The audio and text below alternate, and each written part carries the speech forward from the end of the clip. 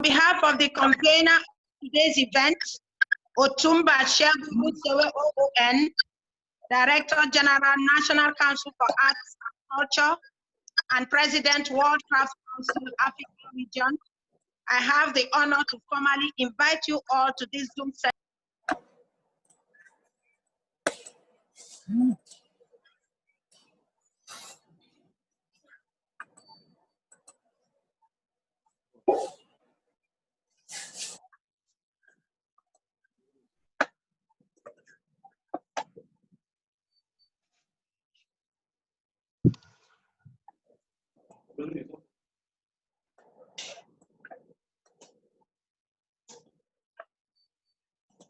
Rob, good here.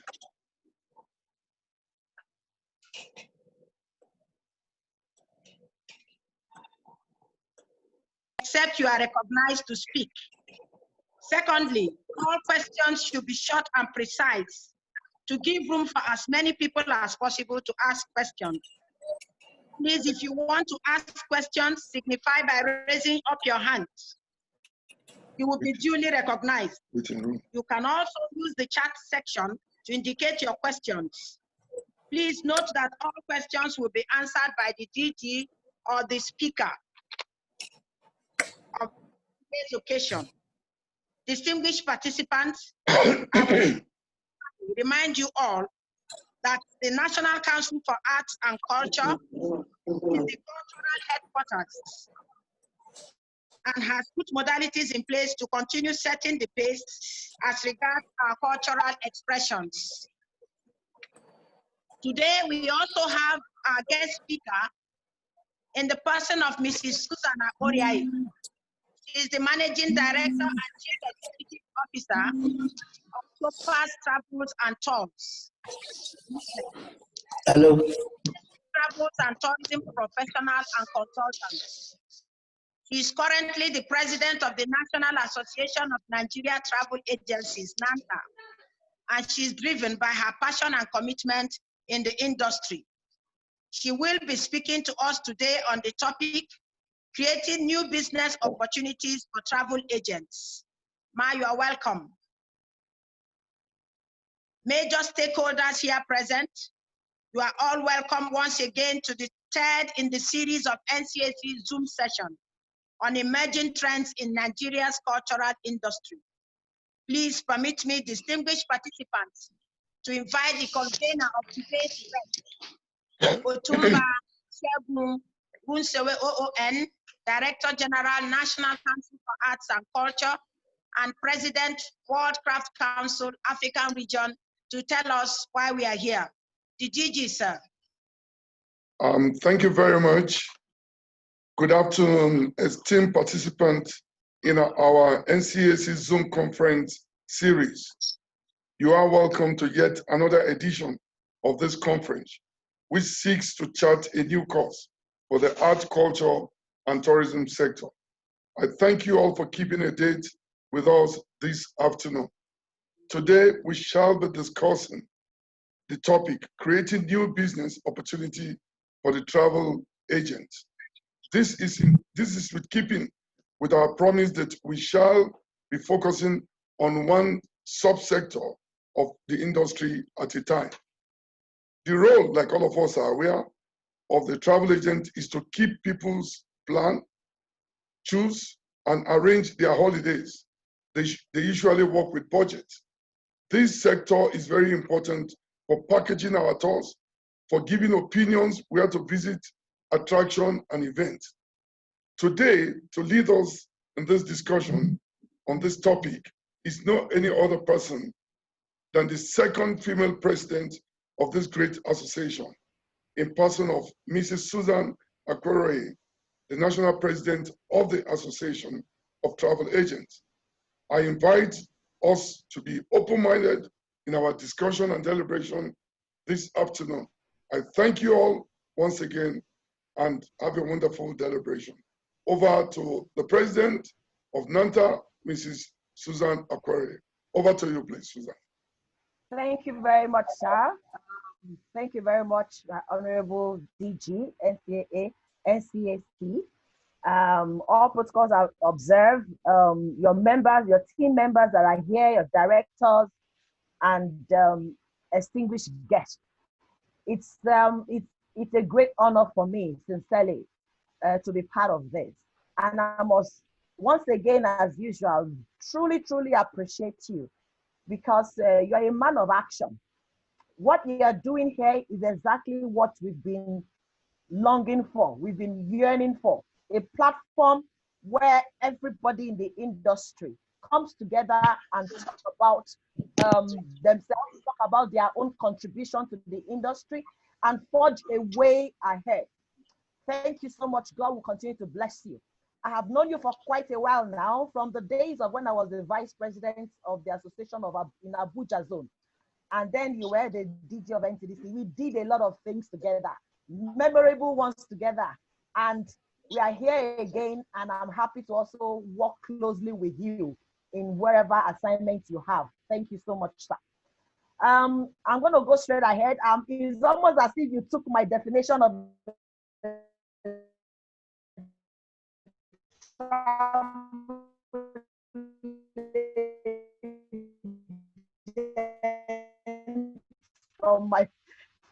from my lips, travel agency, a travel agent or a travel. Also have to add to that, that travel agent is a person who has a full knowledge about tourist products, destinations, modes of travel, climates, accommodation, and other area of service sector.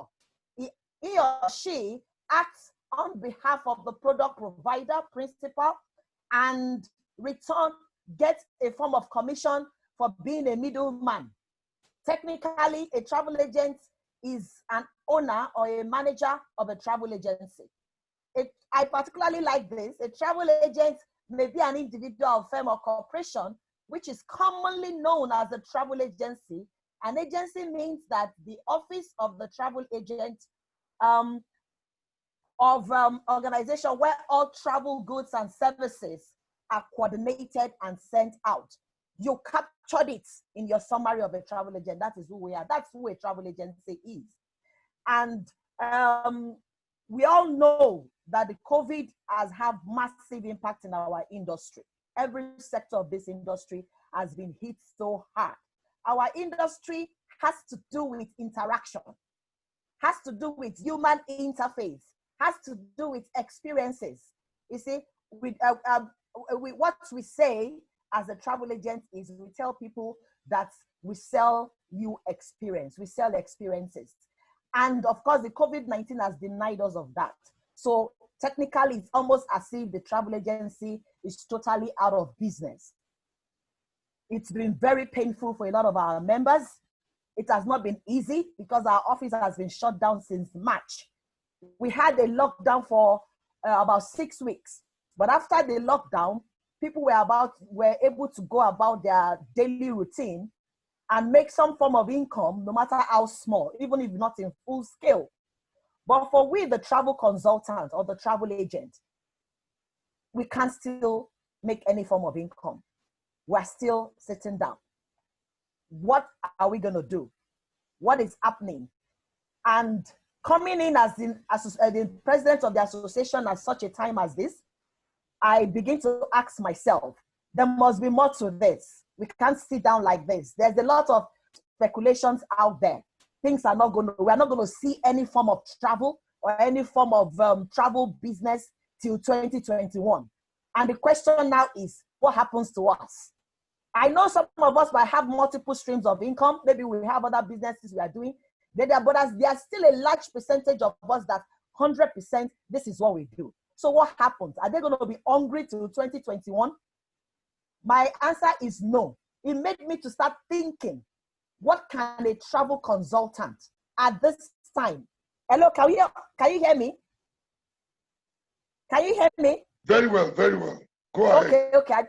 I just wanted to be sure that you can hear me. Okay.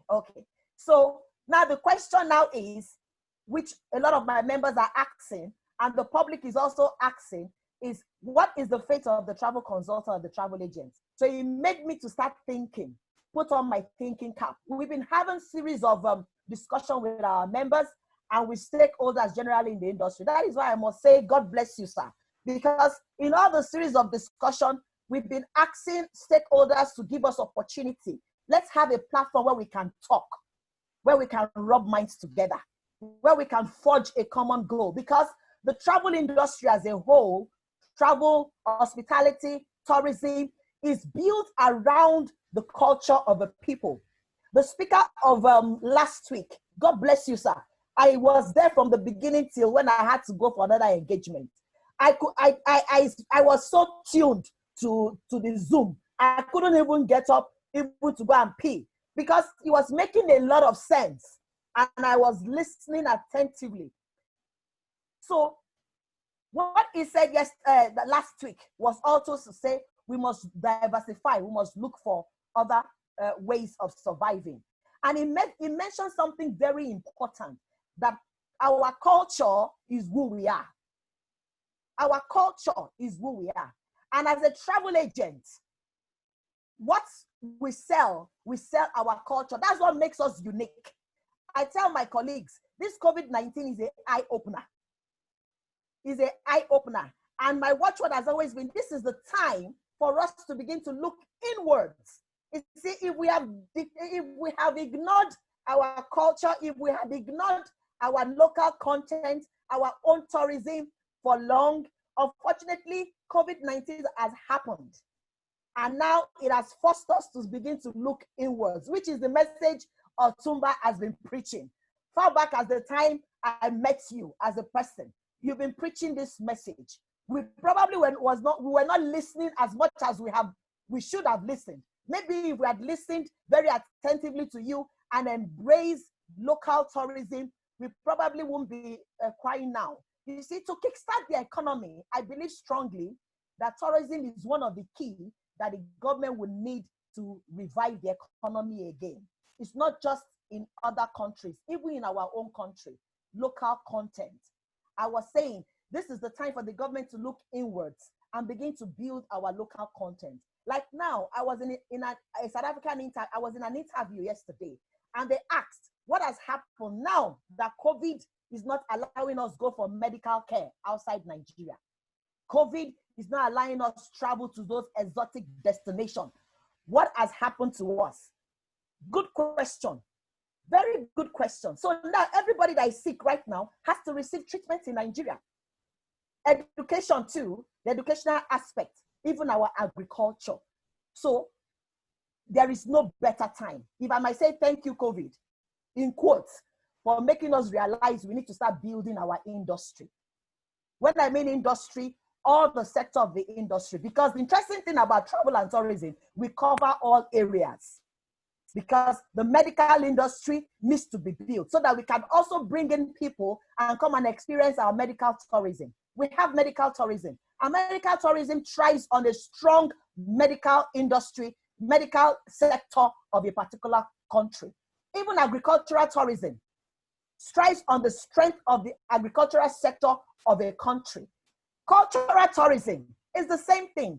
It drives on who the people are. I tell you, we might not have the skyscrapers in Dubai. We might not have the Disneyland in California.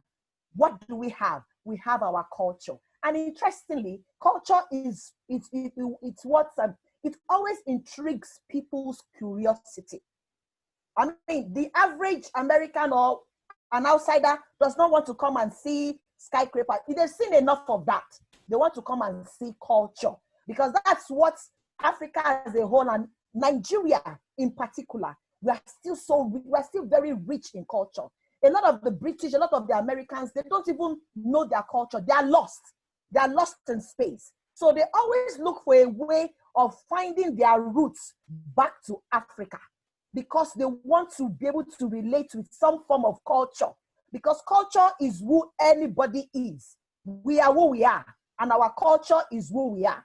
So for them to be able to have a form of identification, they came up with trying to trace their roots back to Africa. And once they trace their roots back to Africa, they want to come and experience and know their culture. And since then, we've been saying that there is no better time for us to sell our culture. Now, what are the things that we can do? Even to sell Nigeria, we need to start moving, isn't it? But when the pandemic has calmed down and some form of movement starts again, I tell you, there will still be some skepticism. People will still be skeptical in traveling outside the country. So what do? We have to provide options for them. We have to start encouraging Nigerians traveling within Nigeria. We have to start spearheading Nigerians traveling within Nigeria, because that's going to be the first step. Then let's start talking about areas in which you can start to make benefits. There's what I call low-hanging fruits. Low-hanging fruit. We preach the gospel to our members that let's start identifying those areas where you can start making immediate some form of income. There are so many areas. That's the interesting thing about travel and tourism.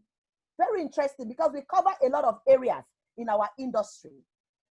So we talk about all the opportunities. Right now, people are not traveling because they are scared, many reasons, but guess what? They will send things. They will send things to their loved ones. They will send items, either within or outside. Things will be going on, and that is cargo. So for we travel consultants and travel agents, new business opportunities are coming up because it has forced us to think outside the box, and we now start within the lockdown. I know an agent is a middleman. We sell products that is being made available to us, and hence some form of commission. So now we've been talking to our members. We've started collaborating with cargo companies for us to be that middleman, because the only thing that regularly they know travel agency is only on tickets. And since the airlines are not flying, we have to still make some form of income. So we can also be cargo agents, middlemen for people, because people are not traveling, but they will send goods and services. They will send messages to their loved ones. So cargo is another area we can look into, and which we are encouraging our members to go in. Another beautiful thing that I must appreciate Otumba for this platform is also giving us an opportunity to collaborate. Very important. The industry is very big. It's like a jigsaw puzzle. It's a very big puzzle. Every one of us, we all have a part to play. Be the travel agents, be the tour operator, be the hotelier, be the arts and crafts producers, be the manufacturer, be the fashion industry, the food, the agriculture, every sector. This is the time for us to collaborate. Collaboration. Now, cargo is one area that we have identified, and our members are already beginning to engage in it. We have been able to negotiate with cargo companies. See, we are here. We can bring you, because we already have a client base. All of us have a client base. And already we are telling our clients, I know you cannot travel to the UK right now, but you can send that gari, that yam, you can send that money to your loved ones over there.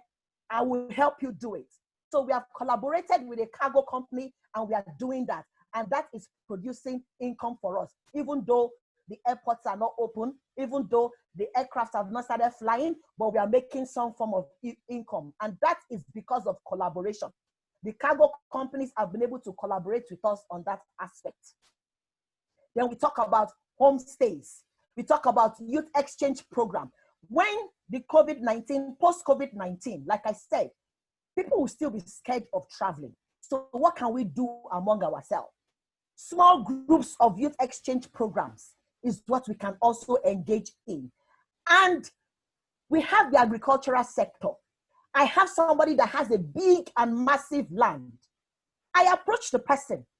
I start doing farm tours. Start organizing small groups. We'll go for a farm tour and see how a traditional farm is being operated. For instance, a fishery now, we go for a fish farming tour. For those that are planning to go into fishery, and they are looking at the fact that they cannot go and study, we can make this arrangement with local farms. There's a farm somewhere along that Plateau Jos Road that we had a farm trip a time ago, and I told the person that, guess what? I will come back to you and we'll negotiate how we travel agents, travel consultants can begin to partner with you and begin to do small farm tours. So those are new areas, new opportunity, business opportunities that the travel consultants can go into and begin to make instant income. COVID has happened. We are crying, but we can't continue to cry over spilled milk. It has happened, it has happened. We don't know why it happened because we cannot question God. But it has happened. So we must forge ahead. We must move forward. And this is our own way of moving forward, taking the bull by the horn. Instead of sitting down and crying over spilled milk, we have decided to get involved in this. We can also get involved with transfers.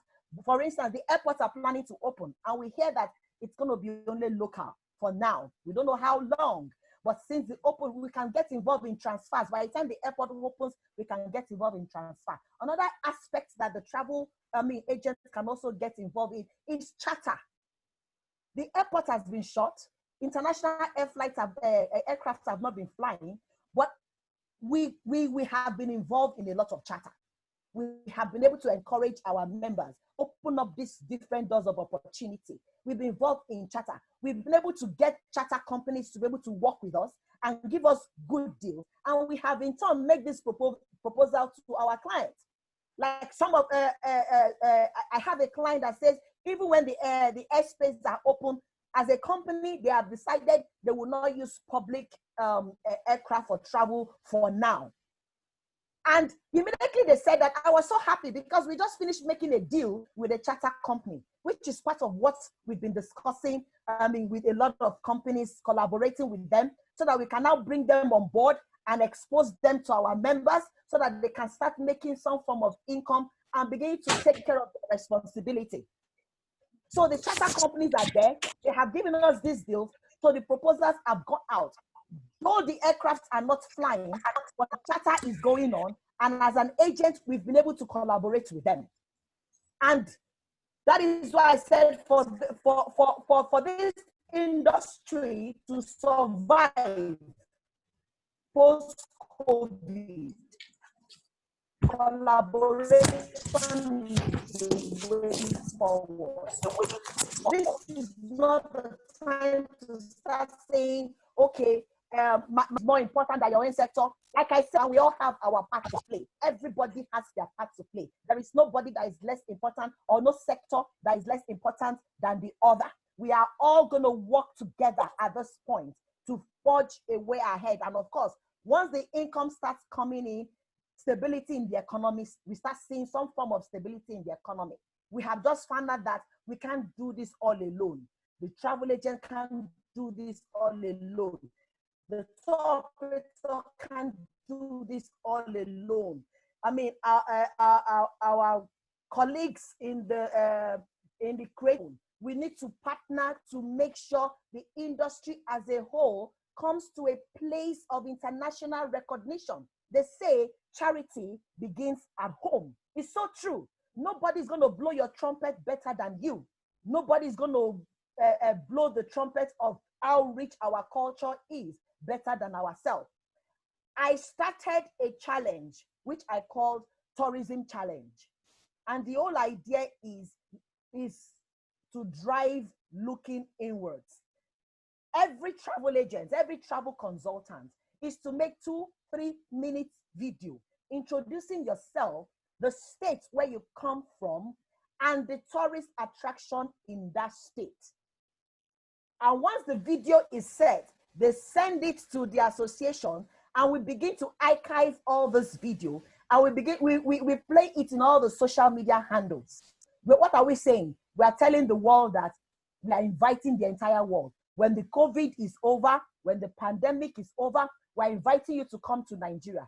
Pending when that happens, it's also our own way of telling Nigerians that there's a lot in this country. My own video was about Akwa Ibom State because I'm from Akwa Ibom State. And I did my tourism challenge on Akwa Ibom State. After that video, I've been receiving endless calls within Nigerians and outside Nigeria. The video taught me one lesson. We used to think Nigerians are not interested in traveling within Nigeria. That's what we used to think. But immediately we started this tourism challenge, it opened our eyes that a lot of Nigerians are interested in traveling within Nigeria. By the time I talked about the Ibom Golf Resort, I talked about the fishing that goes on in the Oron River. We talked about the slave trade museum that is available in Akwa Ibom. And I talked about the Ibino Beach, white sand beach, lovely beach.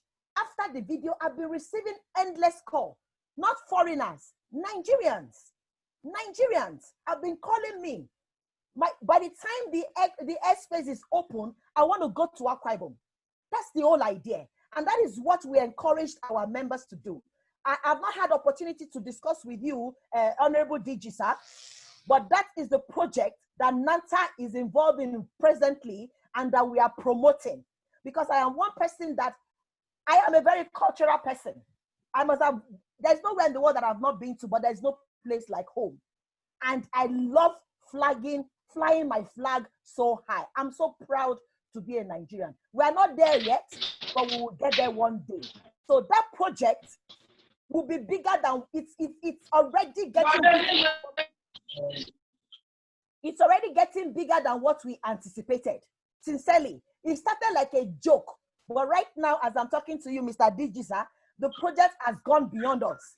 Somebody else released a video on Ilefe. It was so wonderful. People are asking for this video. They are interested in seeing the videos. So it's amazing how Nigerians are interested in traveling within Nigeria. And we're going to join you as NANTA. You have our full assurance that we are ready to sell Nigeria as a destination. Somebody won't ask us as travel agency, when you talk about tourism, what do you even sell? When you talk about selling Nigeria, what do you sell? We don't have parks. We don't have skyscrapers. Do you know my answer to the person? He's a well-respected person individual in the country. My answer is, sir, we sell our culture because our culture is who we are. We sell our fashion. We sell our film industry. We sell our agricultural industry. At least we have gone so vast in that one. We sell our arts and crafts. Those are the things we sell. And those are the things that the foreigners and people will be interested to come and see. Something that is unique. Something that is unique and unique to us and us alone. That is what we sell. So, I will, in closing, generally, those are the few things that we have been involved in and we have been getting our members to start looking inwards. Right now, they are not feeling the pinch like the way they were feeling it initially. A lot of them initially were so confused, they didn't know what to do. A lot of them thought they should change their line of business. And I had opportunity to speak with a community of students of tourism, hospitality of tourism in one of the universities in Nigeria. By the time I finished speaking, a lot of them, the feedback I got was that, thank you so much, because a lot of them were already thinking of changing course. They thought they were in the wrong profession. they thought they were in the wrong profession because this is not the right time to say you are a travel agent or a tour operator. But by the time I let them know the opportunities, the endless opportunities that is available in the industry, they all had a different mindset. And they were all determined to go ahead and finish their program in hospitality and tourism. In short, one of them even picked up the challenge, the tourism challenge too, and advertised. She advertised it in her school page. And all the students are also carrying on the project, the tourism challenge. They are so excited about the tourism challenge and they're taking up the challenge and making up their own videos. So it's been flying around in all the social media space. What is my message here today?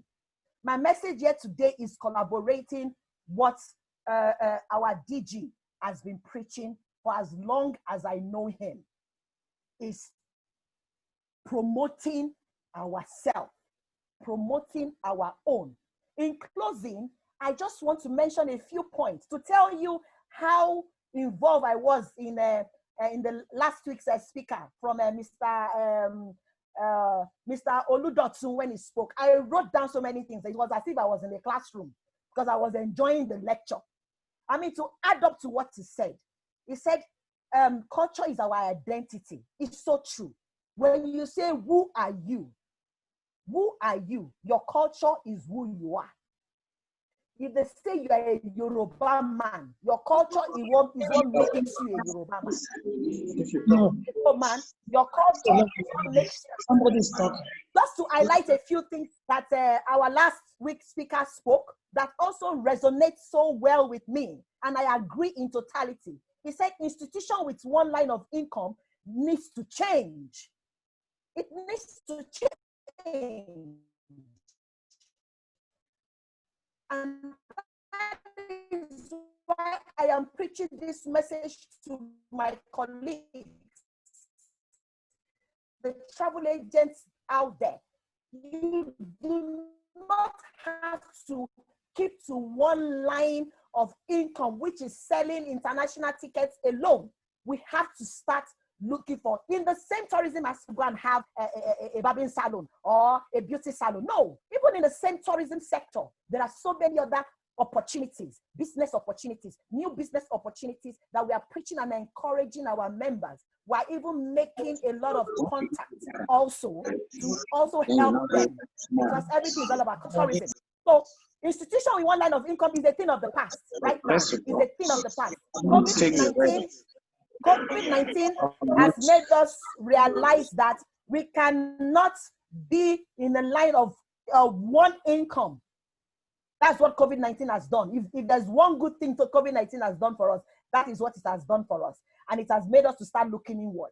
And also, I'll also add to what the appeal of last week's speaker that says that government agency also needs to change. As long as, see, what you're doing, my DG sir, is what we've been going to the press and making noise. We want this opportunity. We are looking for opportunity to deliberate. We want our government to create this opportunity for us to talk and deliberate, the entire sector. And you have taken the bull by the horn. You are always setting the pace. Even from the days that I knew you, you are a strong believer of promoting your brand, your country, and your culture. And that is one thing I so much like about you. And that is why I will always, irrespective of what I do, collaborate with you in everything that you want to do. So our appeal also, as you have taken the bull by the horn, our appeal to every other aspect of the government to do the same thing. This is the time for us to start rubbing our minds together. At least not fire brigade method. You have started this quite early, and I'm sure at the end of the day, there will be a flow. Then, I mean, of course, we shouldn't, COVID-19 has taught us we should not have emergency reactions to situations. We should always be proactive. And this is being proactive. What you are doing right now is being proactive. I was there last week and we had over 14 countries participating in this thing. And it was a eye-opener. Imagine the Mexico ambassador shared with us that the government are helping Mexicans to recognize and embrace their culture more, which is exactly what you are doing, sir. And which is exactly what NANTA too is promoting in the tourism sector. I was so excited listening to those different ambassadors talking. And it looks as if the whole world is beginning to think alike now. They are beginning to appreciate that charity begins at home. Charity begins at home. The China government also talked about planning virtual art vocational training for people that that don't have a job. You've been training them in different arts and crafts just to make them busy, even if they cannot gain employment, but at least let them have some form of training that they can work with and make money. It shows that the world is working in unison. So what am I preaching? Very importantly, collaboration. I beg all of us in the industry, this is not the time for us to start having a disagreement among ourselves. This is not the time to be proving one is important than the other. We will not make any headway. This is the time that we must stand together in unity. The travel agency, the tour operator, the hoteliers, the creative art sector, the film industry, our music industry, the food industry, the medical tourism, agricultural, educational. Tourism covers everything. Our educational tourism, name it, everywhere. This is the time for every of my colleagues that is on this platform and is listening to me. NANTA is ready to collaborate with everybody. We are open because this is our country. We have no other one, and we must fight to keep the unity of our country. And I think one thing that keeps a country together is unifying our culture. Unifying our culture is what keeps us together as a country. Thank you so much once again, sir, for this great opportunity and this platform. You have always been a go-getter. That's how I describe you. You are somebody that if you believe in something, you go all out for it. You don't wait. I remember the days in NTDC when we traveled the world together. You tell me some things and I nod my head and say, if you want results, you go for it. You look for it. You don't wait for excuse. You don't wait for somebody to tell you there is no money. You always find a way. And that is the same spirit I'm employing to every sector. Creative art sector, tourism sector, hospitality sector, the travel sector, the food sector, beverages sector, restaurants. This is the time for us to work together as one, because our unity will determine how fast we will come out of this pandemic. We will definitely come out. But the determination of us coming out, the pace in which we are going to survive or recover, the pace of recovery for us as a nation lies in the hands of this industry. I know what I'm talking about because the industry cuts across every sector, lies in our hands. And if such enormous responsibility is placed in our hands, it is not the time for us to be divided. It's the time for us to be united so that we can build our great country once again. Thank you so much, everybody, for listening to me. And thank you, Mr. DG, for having me once again on this platform. God bless you. Thank you very much, Madam Suzan, the Iron Lady of the Travel Agent Association of Nigeria, and the second female president. I'm sure all our participants this afternoon will have had a swell time with this very hardworking lady who never let go the best for our country. I want to thank you, our guest speaker, once again. That has been very, very illuminating and very educating. Let me quickly call on comments and, if possible, questions that will come, and between the guest lecturer and myself, we'll try and do justice to it. So, distinguished participants, over to you for your comment and questions. Thank you very much.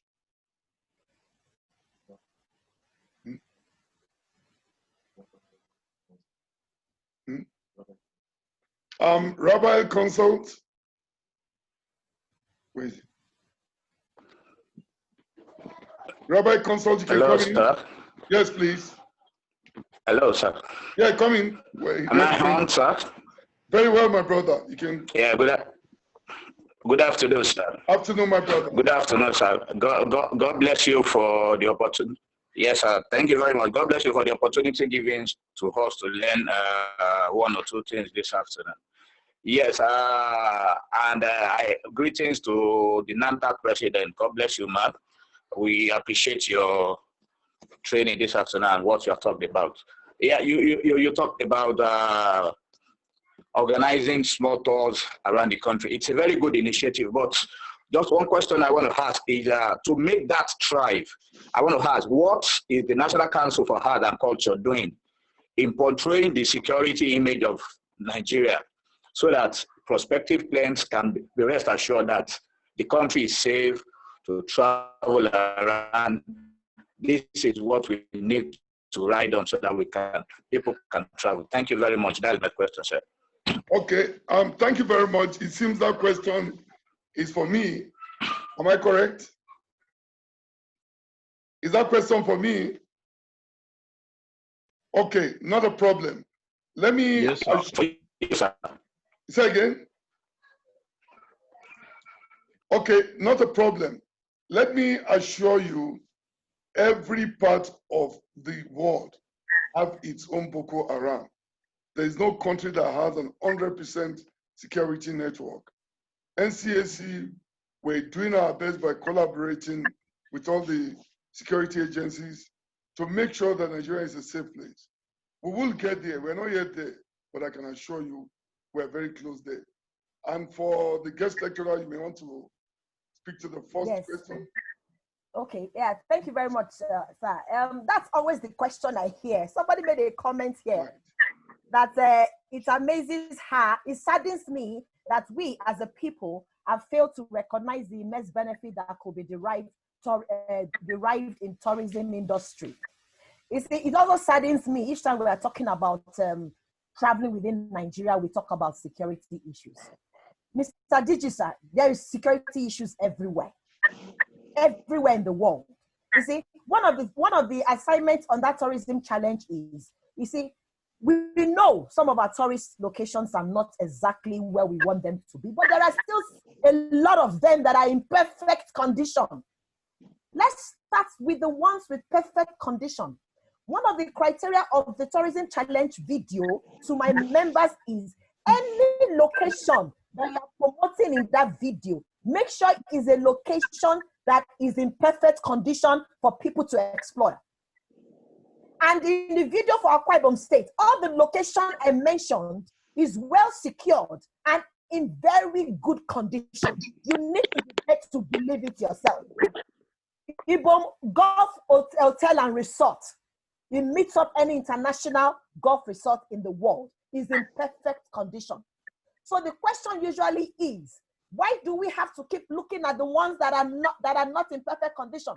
When there are so many that are in perfect condition, the roads are not bad. You take a flight to Uyo, and in another 30 minutes or 40 minutes, you are in the golf resort. You have a wonderful weekend with your family in the natural serenity, wonderful time.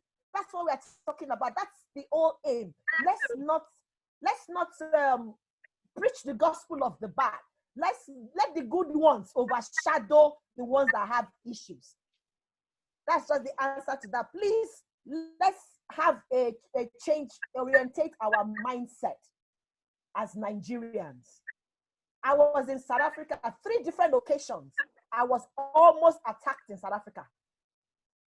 It was by God's grace that I escaped. But I've not stopped going to South Africa because as a tour operator, as a travel agency, I understand that every country has safety issues. So I understand.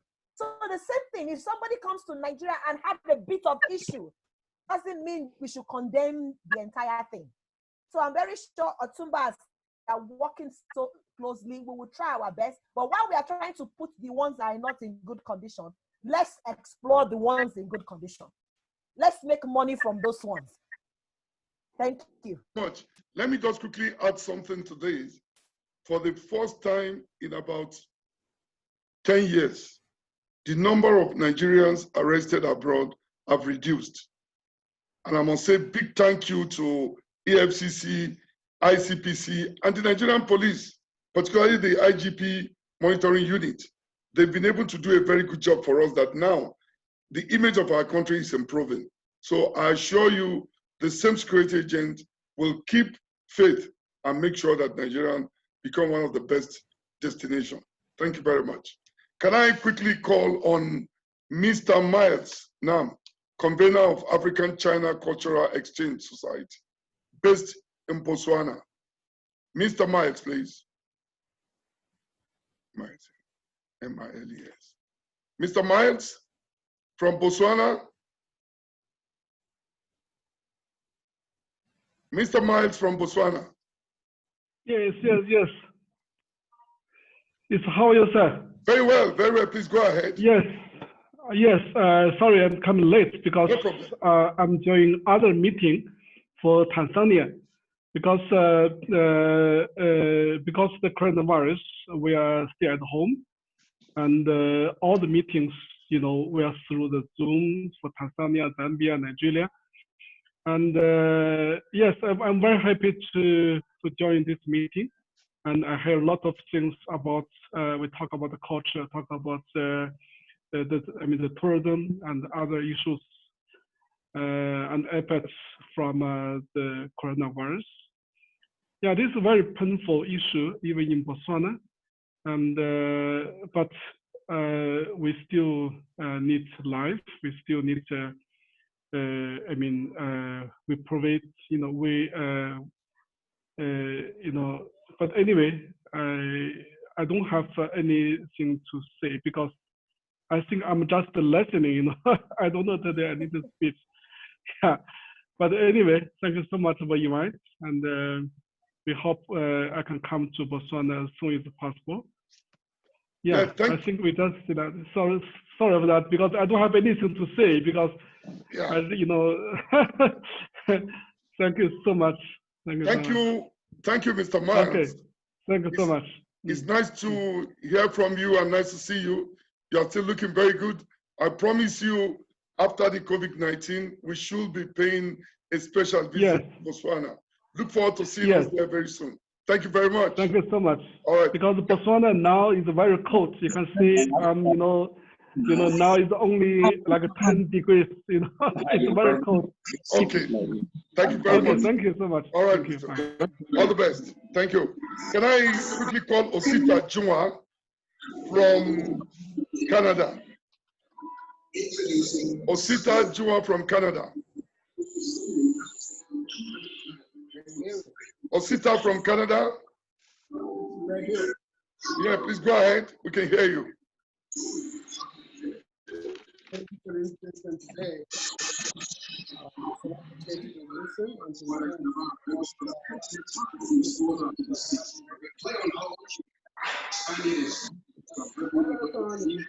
Instead of spending time on the court, she's spending her mornings volunteering at local food banks warehouse. Okay. From what I understand, then she said culture is what we sell. Culture is the basis for the hotel industry, for the music industry, for the film industry, and so on. But the same is true. If you go to the UK, to see Buckingham Palace, what we need is to identify points. We don't have that. We don't know.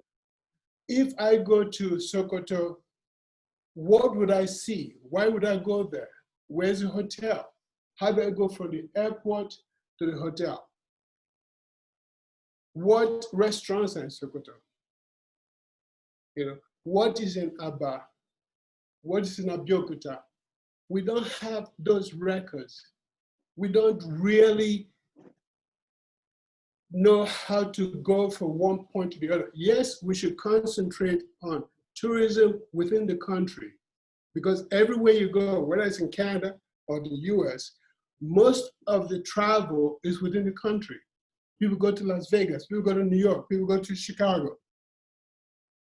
We need to have a way of galvanizing that here. We need to be able to say, we have a venue in Abuja where Davido can perform, and people pay to go see Davido perform. Then they go to a restaurant after. We don't have those things organized. So it's difficult. We cannot say that we are selling culture because every country has its own culture. It's not unique to Nigeria or Africa. We all have our cultures, but we express these cultures by the institution we built. Las Vegas is part of American culture. Bond Street in London is part of British culture. The museums, the galleries, the restaurants. So if we take the position that we are selling our culture, I think we miss it. Because just by saying it doesn't make it happen. Nobody's going to leave London to come to Nigeria to see Nigerian culture. What are you seeing? You know, when you come to Nigeria, you want to see Nigerian culture, then that is because we have organized a cultural event in Lagos, in Ilorin, where we're going to see this aspect of Nigerian dance, or go see this aspect of Nigerian music, or this aspect of Nigerian play. But you won't just come to Nigeria to see, you cannot experience Nigerian culture by just coming to Lagos. It's not possible. Okay, thank you very much, Mr. Osita. I want to assure you that our guest lecturer will take note of that. We just quickly take 2 more people so that we address the 3. I would love the opportunity to be able to meet with Suzan, because I would love to have a discussion with her. Sir? If she can bring, I would love an opportunity to meet with Suzan. Okay. So we can have a discussion. I would love that very much. I will make that possible, I assure you. She's somebody that believes in the product of Nigerian projects, and she'll be happy to discuss with you in developing this sector. But she will come in very soon. Thank you very much, Osita. That was wonderful. Can I quickly call Gladys from the US? Gladys is in Nigeria here, please. Oh, Gladys, please. We have 2 Thank Gladys. you. Sorry. Oh. This is the one from, is this Makoju? Yes, this is Makoju. Oh, okay, Makoju, Nigeria. Please go ahead. I want to thank you again for this opportunity. The Nigerian Council for Arts used to invite me way back early 2000 to participate in its exhibitions. But for the past 5 years, I've not received such invitation. Actually, I have an NGO on culture that operates from Kogi State. The person who spoke last has taken part of what I want to know. What aspects of culture in Kogi State have you been able to identify that can attract tourism to Kogi State? Because we are into the weaving industry. We use weaving to promote things that tourism can support. But so far, it's been very difficult achieving this objective. I want to know if you have any special map within Nigeria where you've identified certain specific components of existing culture or related issues apart from hotels and museums that can help promote tourism and that tourism itself can sustain. I want to know. And then secondly, I want to subscribe to those who are saying that there are some constraints that constrain not only tourism and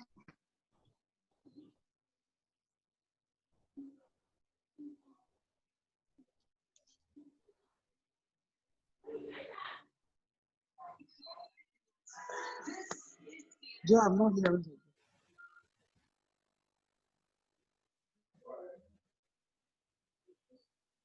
Gladys, go ahead.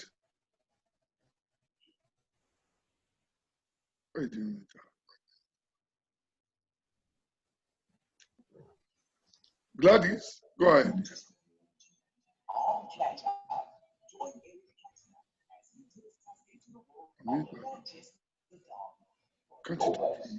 She muted her mic.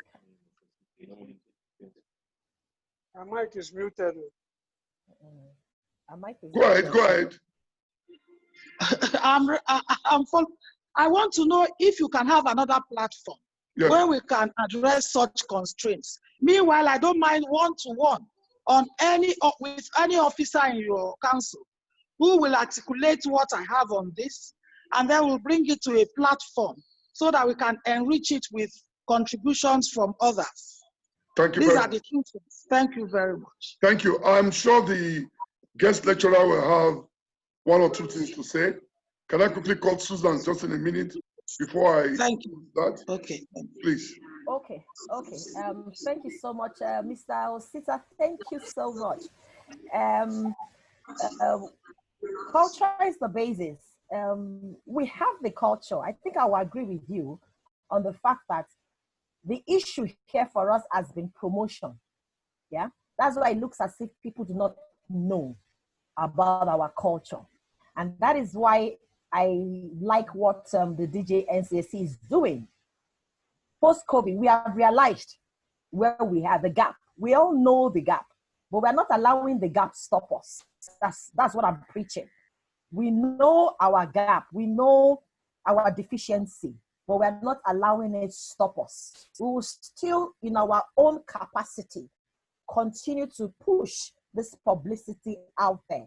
And thank God for people, distinguished gentlemen like our DG here, that has recognized the fact that we need to push these things into place.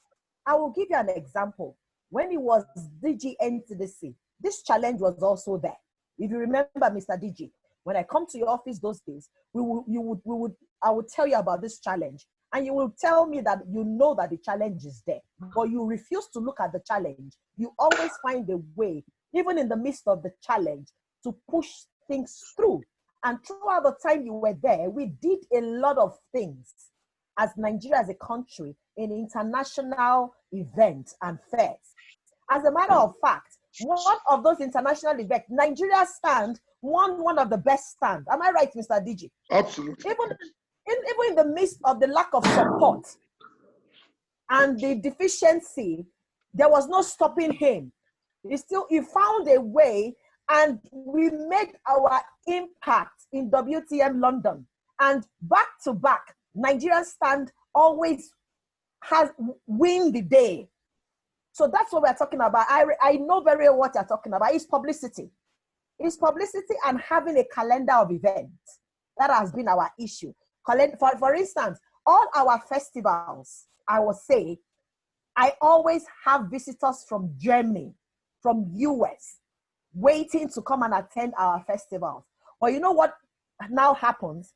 There's not fixed calendar. So the interest, they started losing interest.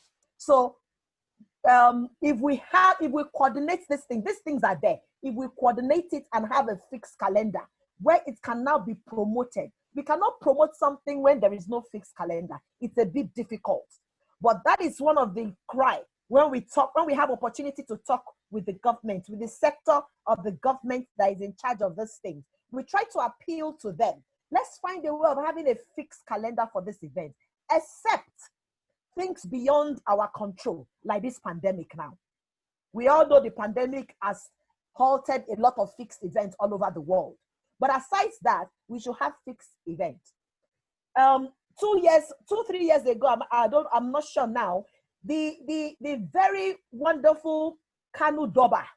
I know the days of Kanu Doba used to happen every year. It's so colorful. People are always so excited to come to Kanu Doba. What happens? It stopped. They will do it this year. They will not do it in another 2 years. They will do it another 4 years. So it became inconsistent.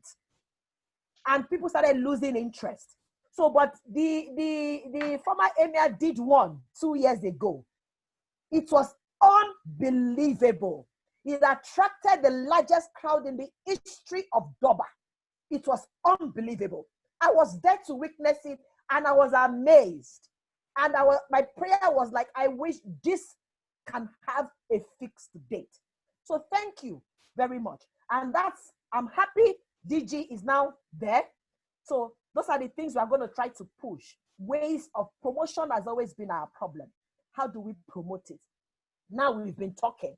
Now we have realized COVID-19 has opened our eyes.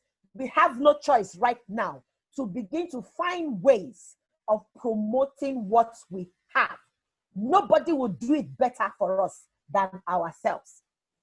Then for the other lady, I think the DG will be able to answer that. I'm sure they're doing a lot of work. Last week, the DG said something that he was going to unveil to us here in this platform, as if she knew, and she's asking you a question in line with what you had promised us you were going to do. So for Madam Grace, just wait until the end of this event and hear from the DG. He has some things to unveil to us. And if I know him very well, a man of his character and the caliber, trust me, it's going to be good, because that's one of the things he stands for. So, Madam Grace, just hold on and wait. The DG, the unveiling of the DG, I'm sure, will answer some of your questions. Thank you. Thank you very much, Suzan, for that good response.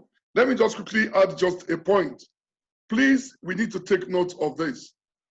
Tourism is about marketing and promotion. Culture is to build the brand and, of course, the brand identity of what to be promoted. That you should understand. Mr. Osita, like the president of NATA said, Suzan, I will be unveiling something very soon, pretty soon. You will tour the whole of Nigeria in 40 minutes virtually. It's out of this world, the first of its kind. We're on top of it. I'm sure in the next couple of weeks, we're going to take a whole session to introduce that to all the participants. Thank you. Secondly, Madam Gladys, you must try and understand something. After the Civil War in 1970, our then leaders came together that what can bring about unity, reorganization, and bringing Nigerians to unite back. No victor, no vanquish. That was how NAFES, the festival that unites the nation, comes up. Madam Gladys, I'm sure you are trying to make a subtle campaign that this festival should come to Kogi. We are open to go to every state of the country.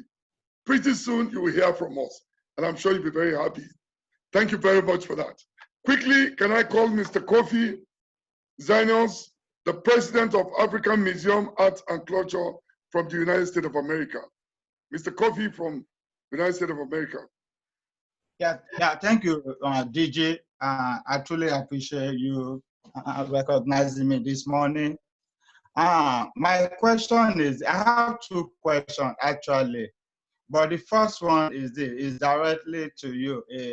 What is the relationship, or where do you overlap with Nigeria Tourism Board? I mean, what role the organization is playing with Nigerian Tourism Board? Do we have Nigerian Tourism Board? Is it a separate organization from what the organization is doing? That is my first question, sir. Okay, you want to give the two questions at the same time? Or okay, yeah, I can give. Then the second one is, you know, we were in Nigeria last year in May, but the way there's what they call first impression.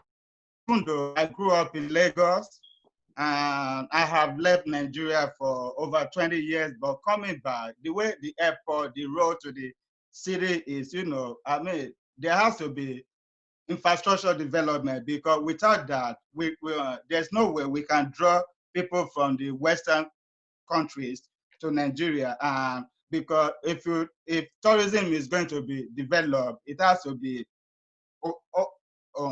it has to cover everybody, because it's not just going to be just for the people within the country, because also, except maybe, I know there's many rich Nigerians, but it has to be in a way that hard currency, just like Dubai, though they have oil, they're promoting their tourism. People come from all over the world. If you go to Spain, I've traveled there, Italy, you know, all these foreign tourists coming into the country, bringing all this ad money for to the GDP. So that is my second question, sir. Well, I think these two questions can go at once. Thank you very much. It's only in Africa, I must tell you today, that we try to separate culture from tourism. Like I said earlier on, tourism is to promote and market the already brand generated from our cultural. If we do listen to the guest lecturer today, Suzan, she did mention it, that what we are selling is our cultural content. Unfortunately, I must say this on this platform today, culture is the only thing nobody can separate you with. If you go to the airport, they tell you to drop your telephone, drop your walking stick, drop your cap, drop your everything, but nobody ever asks you to drop your culture. Culture is key. Culture is what speaks for the people. Culture is the identity of the people, which encompasses the food, our clothes, our behavior, everything about us. In fact, one of the greatest problems in Africa is if we don't respect each other's culture, there will never be peace. Culture is key. Culture is a build bridger. The bridge is there, but you need to build it to be strong to sustain relationships. And that's where culture comes in. So I'm telling you today, Mr. Kofi, culture and tourism is like 6.5 dozen, always together. You cannot separate them. That is it. Number two, your second question, which I can take quickly, is to tell you that that product I'm about to unveil answers all these questions. You can sit down in the comfort of your room in the United States of America and visit Abia State, and visit Sokoto State, and visit Ogun State, all the 36 states of Nigeria, plus Abuja. This is going to be first of its kind. Nigeria will be the first country to have that product in the history of Africa. So that will be coming up soon, and that will answer second part of your question. Like the guest lecturer said, I have made a promise. This product will unveil. We were planning to unveil it today before, but we realized that we need a whole session to unveil it for the whole people, for the whole world to understand what we are unveiling, particularly Nigerians in diaspora. They'll be happy. This will be a product that will speak for them as a people. So, Mr. Kofi, look forward to working with you stronger and better in the nearest future. Thank you very, very much. Can I call on Jerry Adesowo, Secretary General, Abuja NANTA, CEO, General Theatre. Quickly. Good afternoon, Mr. Adiji, sir, and good afternoon, everyone. Good afternoon. It's a very privileged, interaction we are having here today. And like I posted in the chat room, I remember that you do say something at NCDC, which I held in my hands for a very long time, that oil is exhaustive, but our culture is not exhaustive. That is the same thing you just repeated now in your response to the question asked. However, my take is that, like you said, that culture is the content that our tourism feeds on. I think that, like the guest lecturer said, there is the need for us to ensure that there is more of collaboration and partnership. That will go a long way to ensure there is little we can achieve trying to do certain things alone. I am a member of NANTAP, and I also run a theater outfit, and I have had the privilege of traveling to some places where theater shows are already included in your package. It's not a question of whether you want it or not. As you are arriving there, they are telling you these are the shows you can go to see and things like that. So we need to get to a point that we are able to also do the same. That was why I had sent a private message to our guest speaker that there will be need for NANTA and NANTA. At least our name is even very close to meet and see how well we can some of these issues that has been raised here today. Thank you again for this opportunity, sir. Yeah. Thank you very much. Guest lecturer Suzan, do you have anything to add quickly? Yes, I've responded to you, sir. Okay. And I've buzzed you on WhatsApp. This is the beginning of the collaboration. Yeah. At least if there's anything I get out of this, is being able to interface and link up with my other colleagues in other associations. We've been far apart for too long, fighting individual wars. Yeah, but what we do not realize that this war is not individual, it's a collective one, and we must collectively fight it to make any headway. So I'm happy to have met you here. I have buzzed you with my numbers, so you will see it there. You are very right, sir. You are very, very correct. In every country you visit, it's a total thing. Yeah, they'll first of all allow you experience the upside. Then, of course, culture you experience. There's what they call the nightlife. There's no tour operator, a travel agent that takes you anywhere in the world. There's no country that hosts people that do not want them to experience try to go through the different major aspects of their country. Their daytime life, their culture, the high end, the nightlife, and the theater life. It's almost like a total package. That's what they do outside the country. And we should not do anything less. And it is possible if we come together and we know your program. The two associations will sit down and talk. So if I'm bringing my guest in, of course, I know that my guest cannot go without witnessing our theater show. So the collaboration that started though, Mr. Digisa, it has started already on this platform. And I pray we continue in this spirit. And when everything is rested, let's not forget and now go back to business as usual. Because post-COVID will never be business as usual. Thank you. Thank you very much, our guest lecturer. You can see that, I mean, our participant today will see that we have a woman of substance who have all it takes to address all the things that can make our country bigger and better. Thank you very much, guest lecturer. Let me quickly call Mr. Isaiah Ahire, legal practitioner based in the United Kingdom. Hi, my name is Izzy Ahire, and it's Miss, not Mr. Oh, the woman. Oh, okay, you didn't put it there, sorry. Okay. Okay, and thank you for this opportunity. I actually enjoy listening. And growing up in Nigeria, as I did, we had culture, we had programs on TV, and I used to do children's program for NTA when I was in primary school. And we had what they call the Bota in Benin. It was a program on TV, so on radio, where you had storytelling and all that. I think we can still do that. And talking about our culture and promoting tourism in Nigeria, we can do that. But the problem I see, it's not just security, the roads, the infrastructure. So if you could work with the Ministry of Works, whoever they are, and security, and there are good roads that people can go to. Not everybody can fly, not everybody can afford a flight, and not everybody wants to go in the air anyway. So we have to find a way to make sure that people can travel, or like the lady said, have a package of each state, what is glorious about the state. Like I just said, we used to have the moat, we had our Bini custom, we had the Ishan acrobatics, which is really good to watch. I mean, people are going to the Olympics to do that. And then the jog custom, we have swimmers, you can do synchronized swimming and all those things, but we have to really find a way to make sure that there's a way to get there. I mean, good roads, good amenities for people to be able to do that. And there was something I was saying with a friend, and I think he just dismissed it. I was saying that you can have something like a cultural bus. Like you have tourist buses in England, in London, that take you from place and tell, oh, this is Queen Elizabeth's house, this is House of Parliament. We could have that in each city. It has a starting point, it has an end point. People can come, jump in and jump off.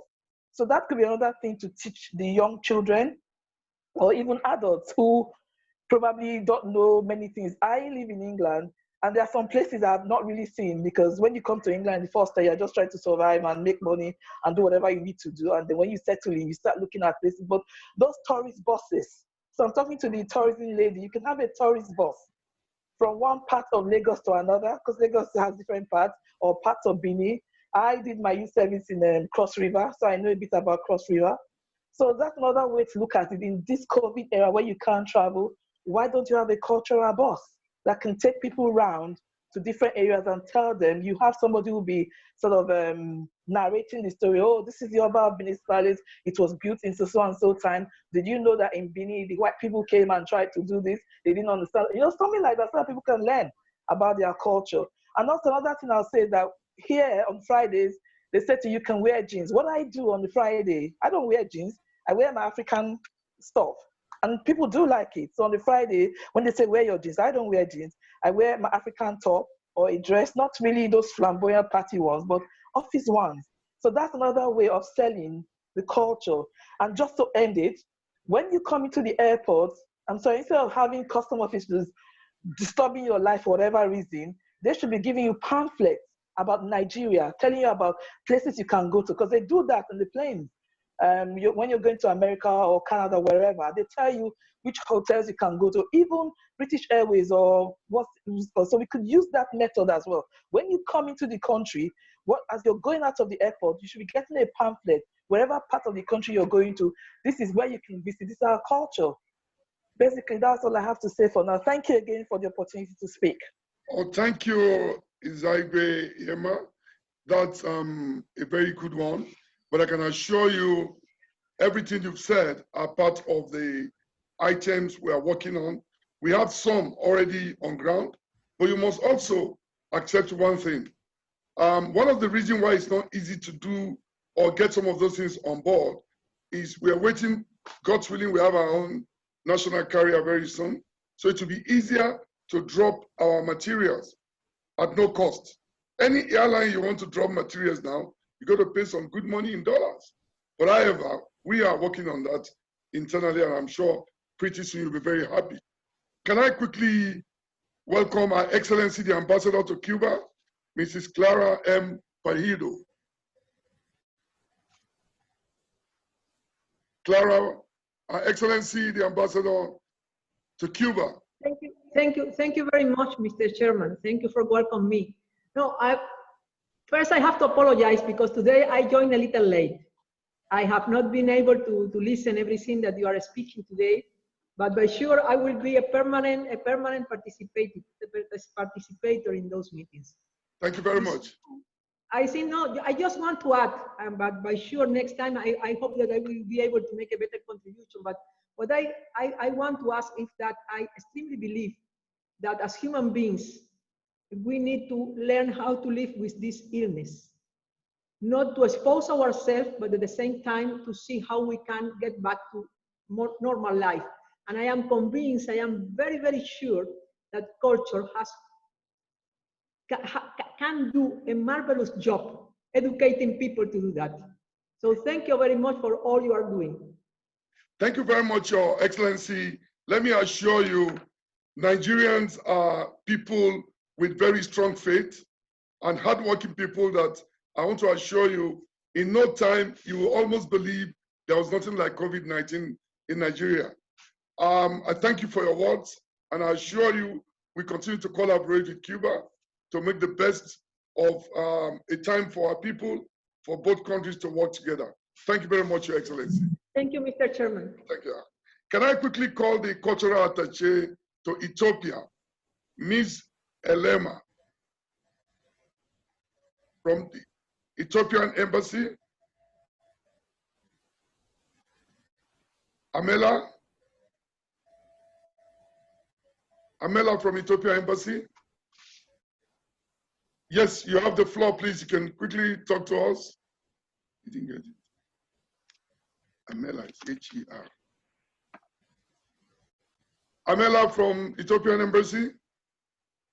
Okay, maybe she has network issue for now. Can I quickly call Dele Ajakaye from the UK-based Nollywood promoter?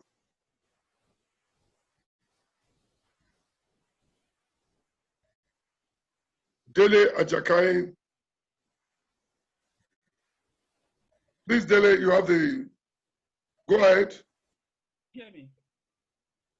You're unmuted. Can you hear me? Please unmute yourself, unmute yourself. I have done that. We can't hear you. Come closer to your mic, please. Hello? Yeah, we can hear you now a bit. Hello, can you hear me? Yeah, go ahead. Okay, good afternoon, sir. Good afternoon, to everyone. Thank you for this fantastic platform that you've created. I have a plethora of questions, observations, but I'm just going to read a bit that I have here. One is to say that we need to expand our understanding of culture and tourism. Now, from my understanding of culture and tourism here, going around UK, I've seen it from the technological point of view. At times you go out, you go to London, central London, and you go to something like museums for technology, museum for science, a lot of this. I think we need to look inwards. Going forward, we need to work on developing those aspects in Nigeria. Like in the East, we have the fantastic, what's it called now? Weapons that was created during the Civil War. Yes, yeah. So we need to fine-tune that and attract people to go to those areas. Then looking at the tourism industry, I look at the issue of competence in service delivery. One of the challenges that some of us have when we come back home is when we go to hotels, the way we are attended to is not pleasant. And for a lot of people that come home, or even our friends from outside that come to Nigeria for tourism, they come to relax, but when they leave traumatized. So we need to work on that. How do we give good services to our tourists that come to our country? And the other issue I want to raise is the travel agencies, which is the travel agencies. You need to collaborate with film and TV producers. There was, I think in 2011, there was a film I did with some colleagues of mine called The Assassin's Practice. We actually crafted the story in order to bring some of our friends from UK to Nigeria. When they got to, before they left here, they were researching on what are the places that they can go to unwind online, and they could not find. And they said, Dele, why is it that we cannot just get information online from online? Do we have to ask people to get information? So I will encourage my sister Suzan, that you and your organization should look into that. Which other points do I have here? That we also need to work on attracting local patronage of tourism in Nigeria. And we can only do that by improving our infrastructure, roads. I recall there was a time when I was doing I went to a school down in South UK. I was in school when I saw a pamphlet in my, university campus, advertising some cultural centers in that area. And I went, paid student fee for maybe about, I think £3 or so. I went to a place called Kofu Castle. Fantastic site, and you have a lot of people going there. I was just shocked. I said, how can we have a thing like this in my country? So like there's this documentary I saw about the longest wall in the world, which is in Benin. I've seen it several times, severally on the media, but I've not, we've not been able to do anything about it to attract tourists down there. Well, I think because we have a lot of people that want to speak, I would just want to stop there for others to continue. Thank you so much for giving us this opportunity. Thank you very much, Mr. Dele Kale Ajakaye. Thank you very much for that contribution. Let me quickly just answer two of them and leave one for Suzan. The other one you were talking about, the travel agencies. Look, Mr. Dele, very soon, I want to promise you, a room is not built in a day. Nigeria will be the most, I repeat the third time, the most patronized cultural and tourism content state in Africa. It's very soon. We're going to be there very soon. Suzan will recollect that sometimes last year, we visited Dubai to understudy some of the cultural tourism content of what promote Dubai. I must tell you on this platform today, in 1991, Dubai has only 3-story buildings. But today, Dubai has the highest number of skyscrapers in the world. When Nigerian Airways was flying 2 flights to London, they were still riding camel in Dubai. And they are also talking about oil.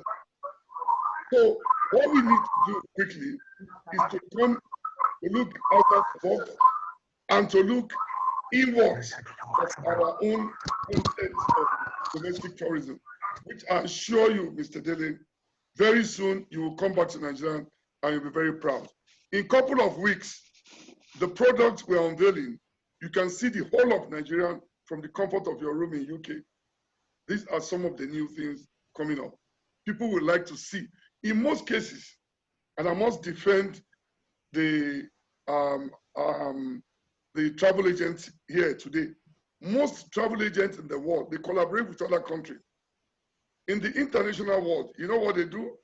They also plan how they go on their own cultural packages through the tour operators and the travel agents, which we have not really gotten there, but I can assure you, with the caliber of people like Suzan we have now, we also have Ajia, I think, what's her name again? The one in Natop. Bilkisu. Ajia Bilkisu in Natop. We have F-Tang. We have so many of them that are distinguished and reputable individuals that can make the difference. So, Mr. Adele, you'll be seeing some new things very soon. In terms of the local content, and you did mention, and let me also draw our attention, in 1972, there was a bomb blast in the UK, one of the tube stations. The British government came out with over $3 million to repackage their tourism package for the next coming year because they know what they're going to lose. So Nigerians too, we are aware what we can gain with some of these new products. So Mr. Dela, I promise you, you'll be seeing a new Nigerian culture and tourism profile pretty soon with the new spirit we're moving with. Over to Suzan quickly, please. Please, Suzan, take note. A lot of people are waiting. Please, we need to be very fast. Thank you very much. Okay. Thank you very much, Mr. Dele. I appreciate that comment. And like you said, it's collaboration, and we have started. The journey of a 1,000 miles begins with a step. We are taking that step, and hopefully to continue in the same spirit and the same force. For the travel agency community that I belong, because I'm aware about efficiency.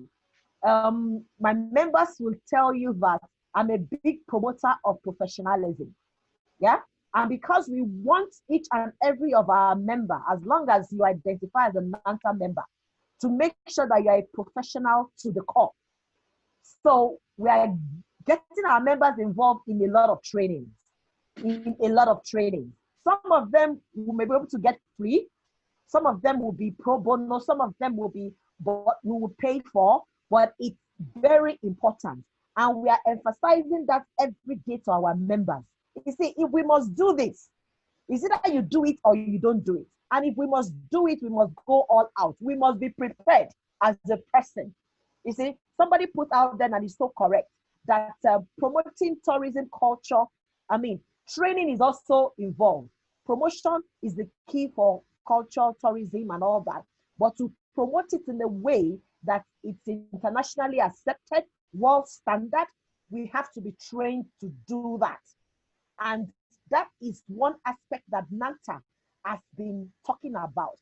As we speak, the training committee is already coming up with a training calendar for the year.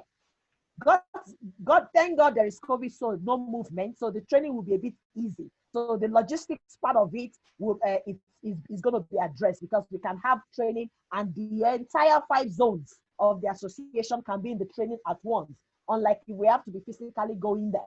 So we recognize what you're saying. We recognize the place of being professional. And that's part of the gospel that I preach to my members. You will just have to be professional. To be able to match up with our counterparts all over the world, we have to train and retrain ourselves in this thing. So it's part of our plan. I'm sure when our training calendar is there, I can make it available to you for input. If there's something that you can come in and be part of our training, we are happy to invite you as one of the trainers in our training schedule. Thank you, sir. Thank you very much. I'm sure Dele Ajakaye, there's hope for this, our great country, with professionals like Suzan, who are ready to collaborate.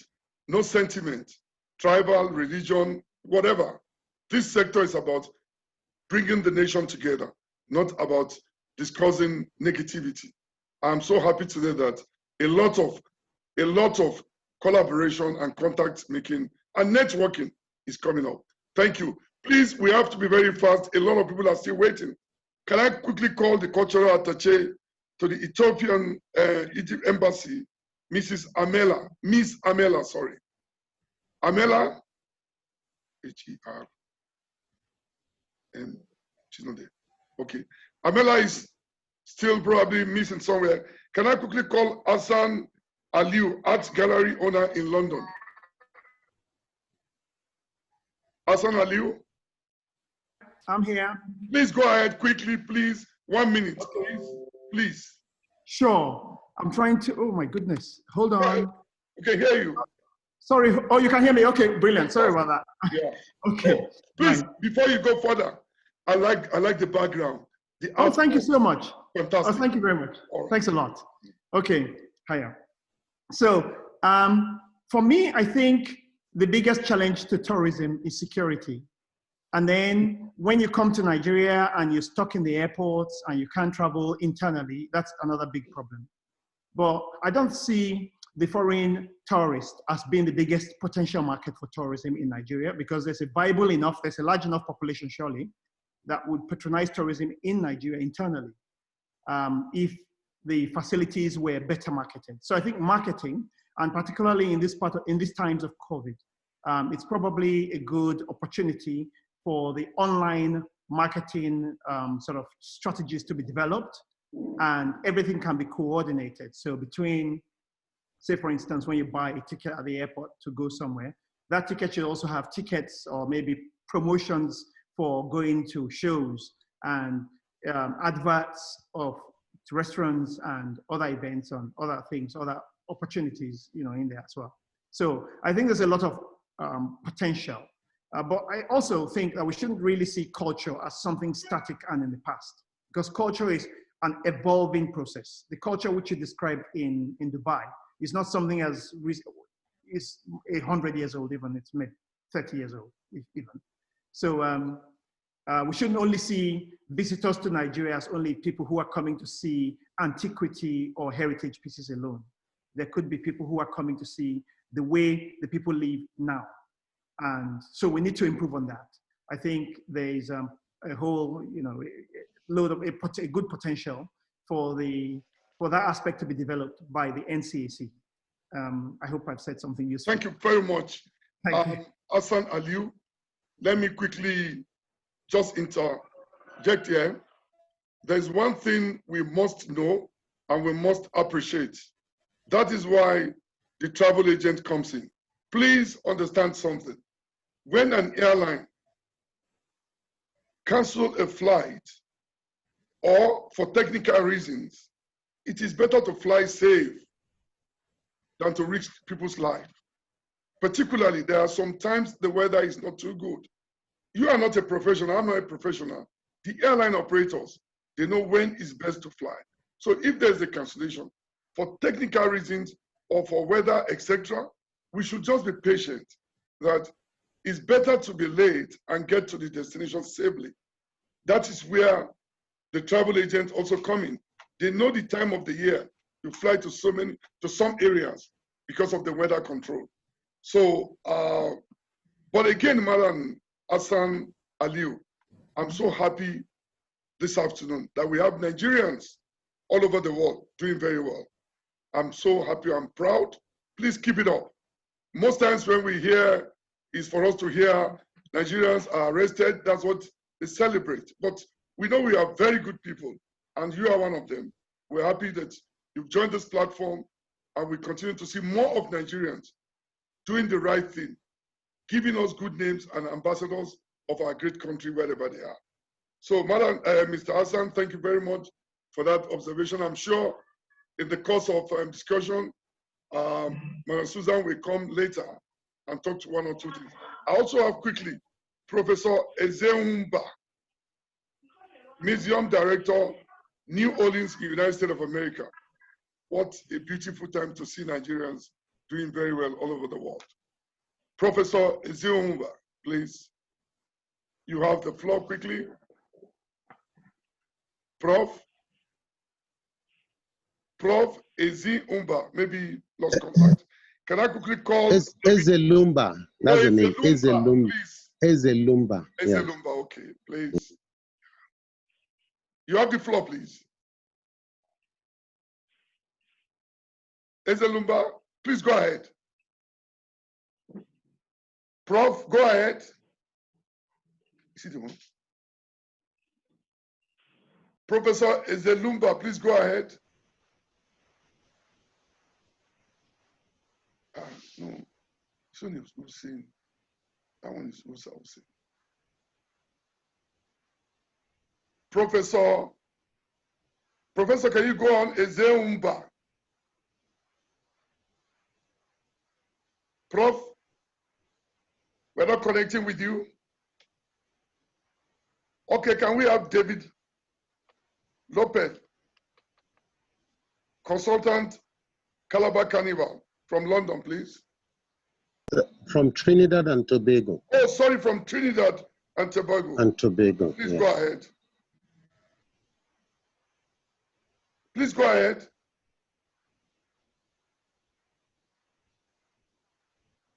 David Lopez from Trinidad and Tobago, please go ahead. Yeah, go ahead, David, please.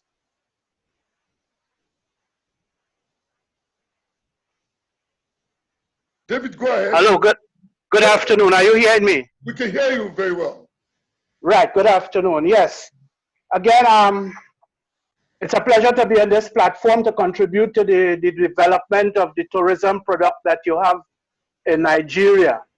I've been the international consultant for the Calabar Carnival for the last 15 years and Africa's biggest street party. So I'm fully aware of some of the issues that is faced for developing the product of cultural tourism.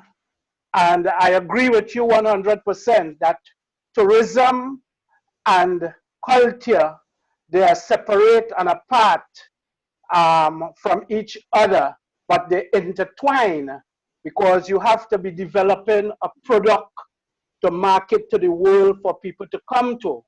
And once you're creating a product that is for tourism, you have to interface with each and every one of the people that is going to be involved, from your hoteliers, your taxi driver, the ordinary man that you meet in the street, man and woman that is, that you meet in the street from the time you reach into the airport, your taxi driver, and you have, for the cultural part of it, I've in Calabar, where I've been for the last how much years, there is so much rich culture that you have that can be marketed to the world.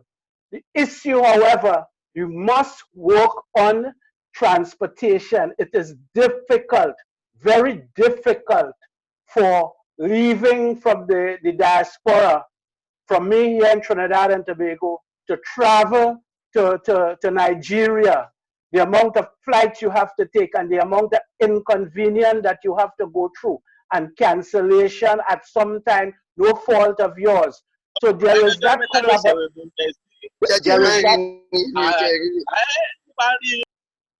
Hello, are you hearing me? Yeah, go ahead. Yes, so there needs to be that collaboration from the ground up instead of from the top down in order for us to create our product and move forward, because Calabar has taken on and started to produce that Carnival, Africa's biggest street party. And while there are issues, and there would always be issues when you're managing people.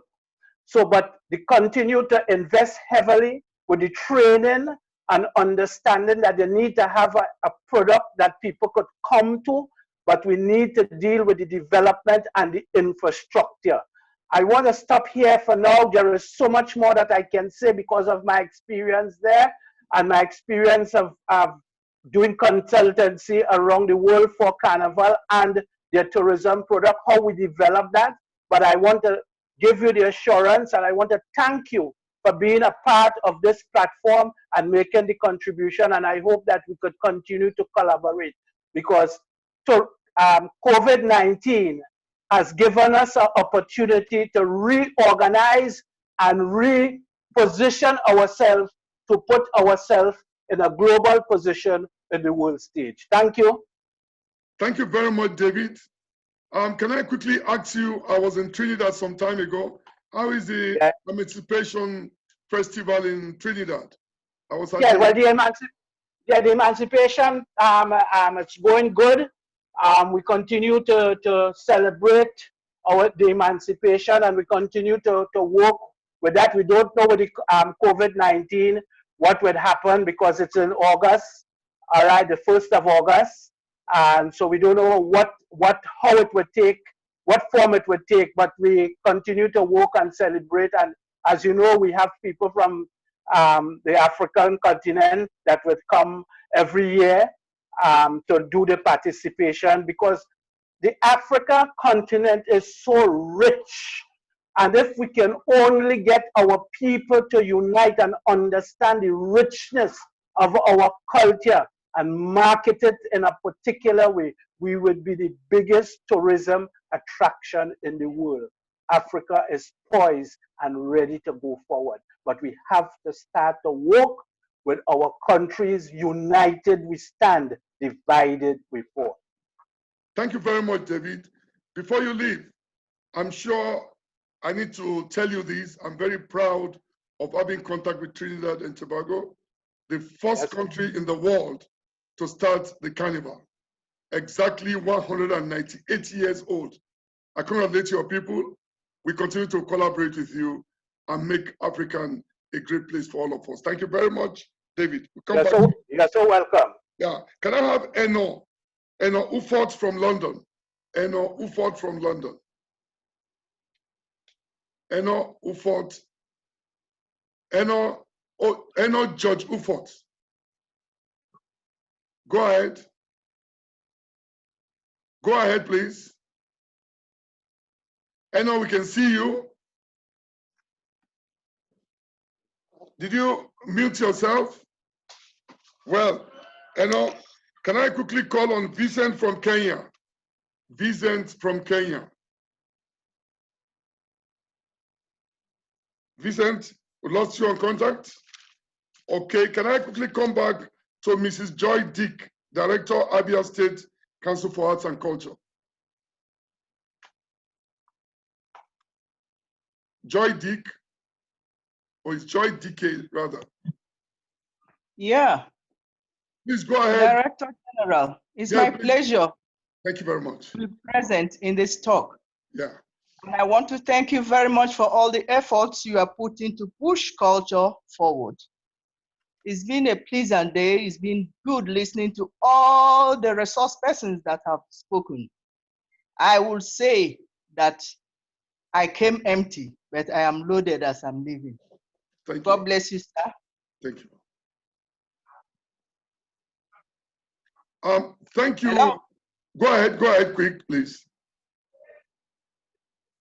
My thanks also go to the crew of all our staff in NCAC who have been so wonderful in putting across this type of program. I promise I will not fail in attendance again, because this is the first time I'm joining since the past 2 weeks. Thank you, Paul. You all have been very wonderful.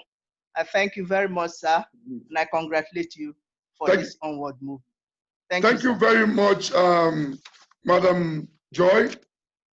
Please pass our joy and happiness to His Excellency, the Governor of Abia State, the ever cultural friendly Governor of your state, that we're looking forward to bringing NAFES and other product to Abia very soon. Thank you very much, Madam Joy. Thank you very much, sir. Okay. I'll do so. Thank you. Can I quickly have our friend, where is it now? Can I quickly have Best Ochibo? Best Ochibo. Best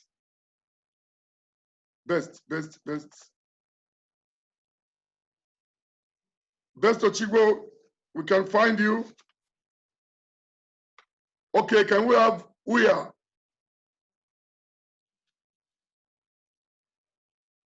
Uya Hussein.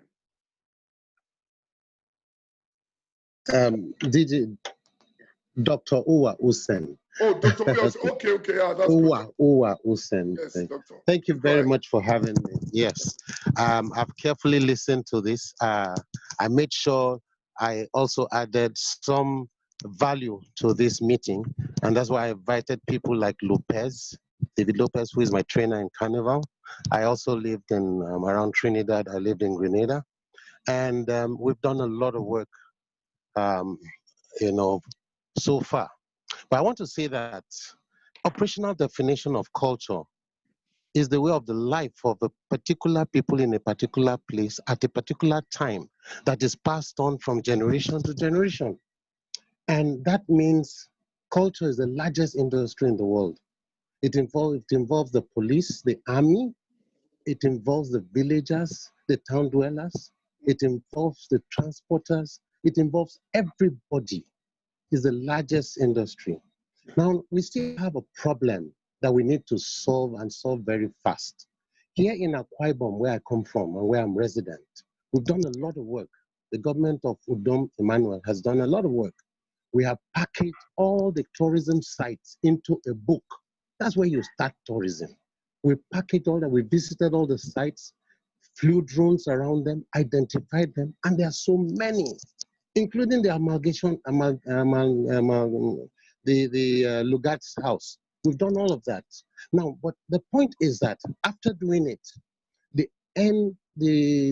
National Council for Arts and Culture needs to galvanize all these places, all these things we've done. We've done a lot. We have, even when I was on the board of the National Gallery of Art, we had Aresuva. Unfortunately, we've not been able to sustain it. We need to do a lot of homework before we go very global. We have a lot of work, and not just having these one-off programs.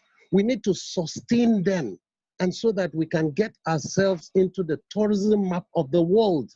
If we've not done that, we've not started anything. Our airlines must improve. Our decency must be there. And we still have a problem. We have so many tourism sites, but we don't have tour guides. I went to Gori and I visited the town. I just went to understudy them. Every potential person living in Gori Island is a tour guide, very sound upstairs. We need to start training tour guides. And so that when our visitors start coming, or even when we are doing local tourism, we can educate them, we can get them interested, and we can build on that. Calabar Carnival has tried. They have put themselves on the world tourism map, and they've been sustaining that. Abuja Carnival, we have not been very consistent about it. I've been part of that. And so we need to start these works and get them right. It is only then that we can say we are doing tourism. Our tourism is still at the foundation stage. Everybody must get involved. In recent times, I tell you what we're doing in Akwa Ibom State, courtesy of the government. I'm part of the team. We have developed an app which is called Orange State.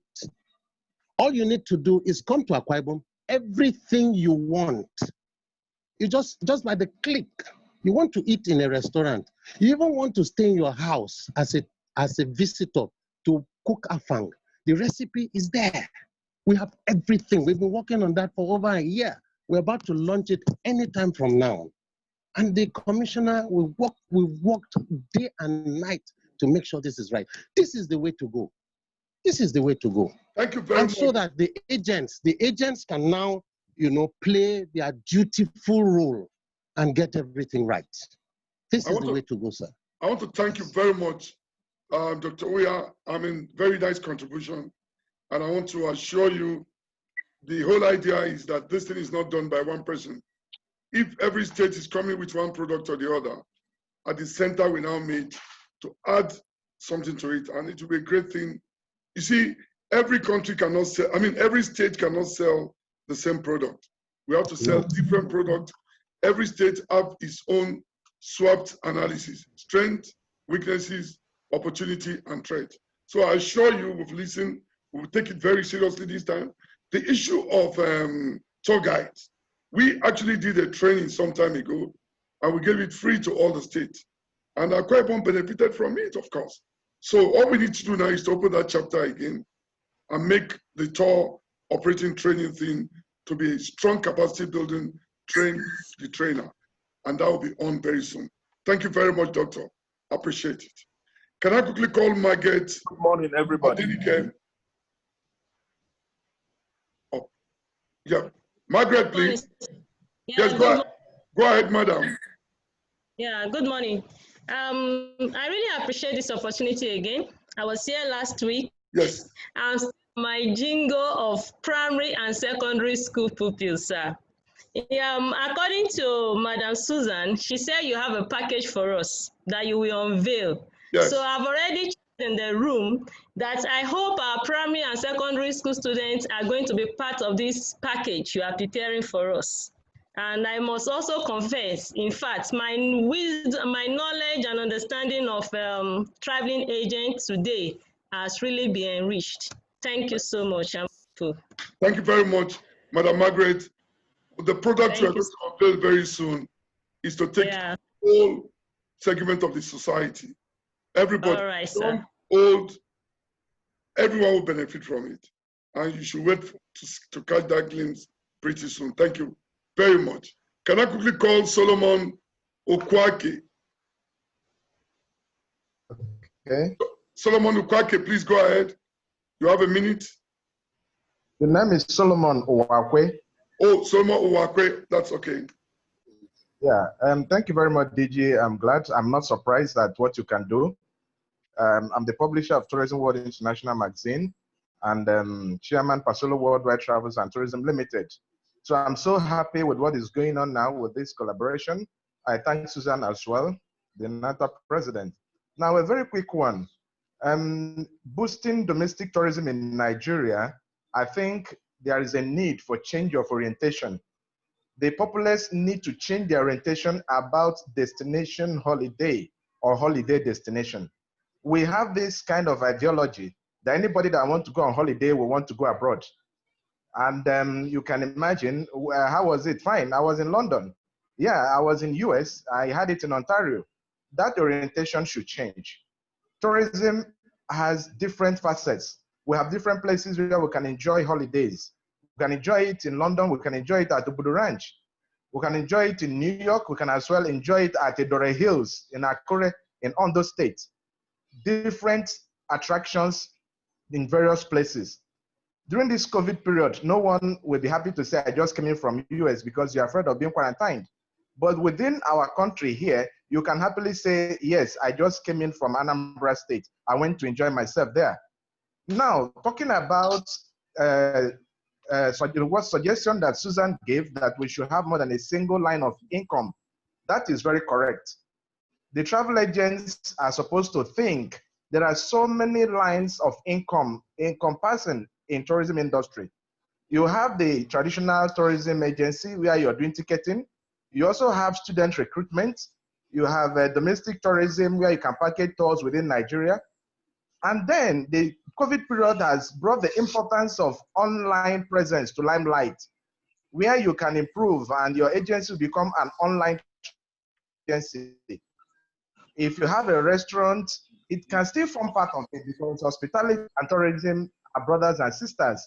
So there's nothing wrong about someone who is a travel agent or who has a tourism business expanding it to having a hospitality outfit as well, so that you have different streams of income. That is quite correct. Also, someone made mention of online presence. Okay, I think we need to improve on that. Since we have in Nigeria, as much as I know, do not have good online presence. Not that the businesses are not good. We have a lot of relaxation centers, we have pubs, we have restaurants, but they do not have online presence that make it difficult for people who are coming in. Look at these places in advance and make their bookings. This is very, very important. And finally, I want to say that based on what we are learning within this period, there are some of the international conferences I've done online, and I see what they are teaching, and also added to what we are doing here today, there is need for us to look inward. In as much as we say that technology is needed this time around, most business meetings might no longer be encouraged, but then there is an area that is open, and that is talking about opening parks, beaches, farmhouses, where people will want to relax. So there are opportunities that are coming up, online businesses that we can do in hospitality, tourism, and cultural business. So Okay, we need to really out of the box. Thank you, Solomon. That's fantastic. We'll call the guest lecturer very soon, but let me just quickly call DJ Charlie quickly. DJ Charlie Champagne. Yeah, DJ, I'm here, sir. Please go ahead quickly. You have a minute. Good afternoon. Okay, good afternoon, everyone. Yes, sir. DJ, thank you for this opportunity you gave. And I believe somehow many of my questions have been answered by different speakers then. So I would not see any reason why I have to go back to the parents. But simply, I'm a DJ. But even that, I'm an artist. I'm a professional artist. I read that at university and all that. But then the truth is that there's areas where I feel very concerning this area of craft, which is the DJ side. We have less concern over this particular craft. And I've been trying to find out, because I'm from River State. I can tell last year when we hosted the Night Fest in River State, I was one of the committee. We made sure that we fall into the state ministry to become part of what they are doing, because I'm already a client there. So, but the truth is that in the national, the DJs, if you look at the number of DJs we're talking about, from my university period, I left to university, even when I'm doing my craft work, I noticed that DJing has a lot of employment on their own side. And huge. We tried within what we have done so far. We try and put in all the DJs across Nigeria. And we have like number of over 13,000 persons as DJs. And we're like, why are we having these issues with that? Being part of the culture, being part of the national, so because yes, we are contributing this part. So before even this idea that we came up with, we have already tried to put things ourselves together to see where we can begin to contribute to the national treasury. Also, sir, when you are putting your records together, do not put the DJs aside, because they have a lot to add to what we are doing. And believe me, as a man, I have practiced that for 25 years now. I know what I'm talking about. Even being as an artist, I still know that I should do more. So thank you very much. Let me stop here. Let me not waste all our time. Yeah, DJ Charlie, thank you very much. Yes, let me give you a challenge quickly. You need to come up with a DJ festival, maybe sometime in December. You just have let me come, sir. To come together and hit the ground hot, so that some of our tourists and friends, visitors can have a taste of what is going on. Thank you very much. Can I quickly call Telling Onus? Tendo. Good evening, my esteemed DJ. Thank you very much, sir. Yeah. I want to say a big thank you for exposing our minds towards this whole thing.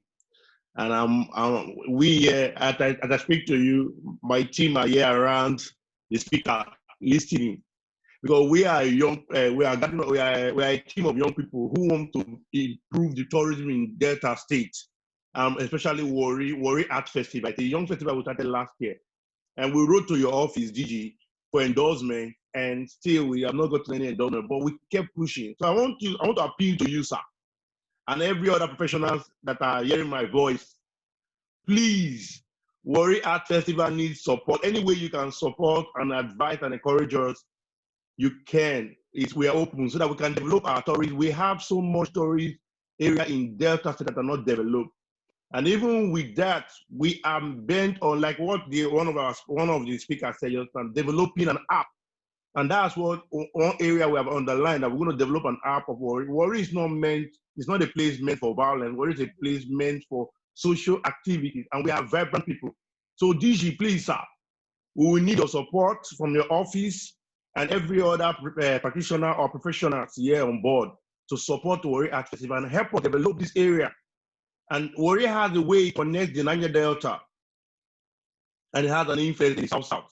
So it's the most popular local government in Nigeria, and we need to revive it in terms of culture and tourism.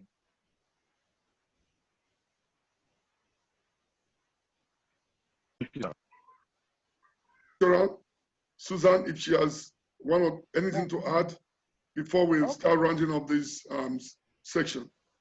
Okay. Thank you so much, sir. Thank you, everybody. It's been a wonderful time and very educative too for me.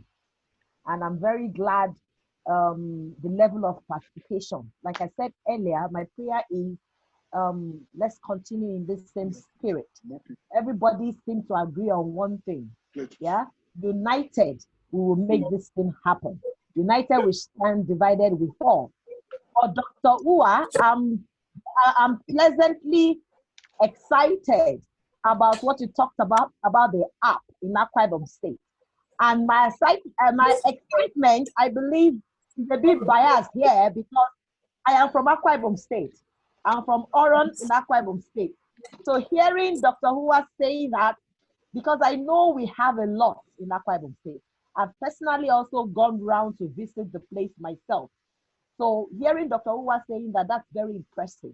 And I would love to be part of that launch. And that's what we are talking about. Like you said, DG, sir, every state has their own something special that they have to offer. So while the states are developing, that's why we say we can't do this alone. Everybody has to be involved. The government sector, the private sector. The government will put it together, then a travel agent, which is the private sector, will market it. So every state should also do the same thing. Let them collate everything together and let us have it, because information is key. We've also known that one of the issues we have is promotion, and we can't promote what we don't know. We can't promote what we don't know. So Dr. Uwa, I am here. I've sent my contact to you. Please, the launching, if the space for local travel has opened by then, I will physically be there. But if it is not, I'm sure you will find a way of projecting the launching online for people to join in. I'll love to be part of it. I'll let Omanes know. I'll let Omanes know. Thank you. So thank you very much, sir. Thank you, everybody, once again for listening and being part of this. And by God's grace, we'll succeed, united and together. Thank you, sir. Thank you very much. We come to the end of the question and the comment section. Can I quickly call Dr. Lizzie to come in quickly? Dr. Lizzie.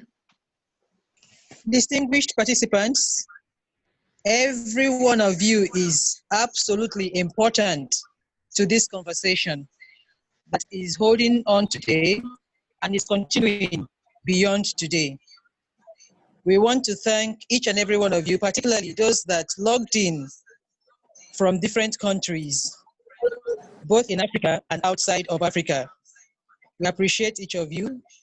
We are also very mindful of the contributions, very high quality contributions from each of you as our resource persons.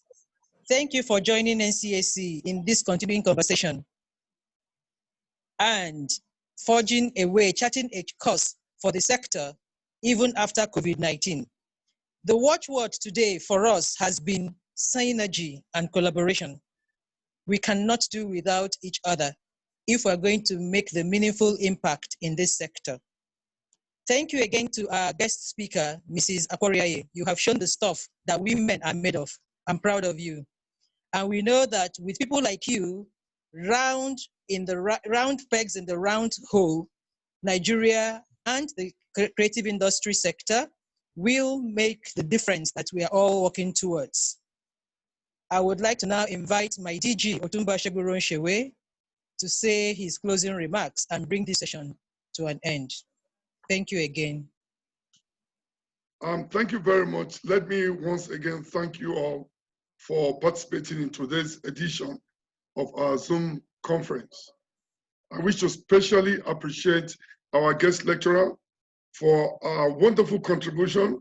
Suzan have really proven that what a man can do, a woman can try to do better. I won't say do better yet. That's a good one. Very proud, and all the contributors from home and abroad, particularly, they also thank Your Excellencies, ambassadors, high commissioners, and members of the diplomatic committee for availing us of your knowledge and experience that will enrich Nigerian culture and tourism sector, because it is important and good for all of us from time to time different countries to share experiences and let us see which way forward. To all our stakeholders in the sector, we appreciate you all for your contributions, which also we cannot take for granted. We are indeed encouraged by your firm relief and Nigerian project in NCAC under my leadership. Nigeria will not fail. We must all work together. We must all work together to reposition our great country. Please, let me end by inviting you for next week, Saturday, which will be another exciting moment. It will be so exciting that you will love to be part of it. But ladies and gentlemen, I must once again thank our guest lecturer, Suzan, for that wonderful presentation. We're very happy and proud and look forward to receiving all of you next Saturday.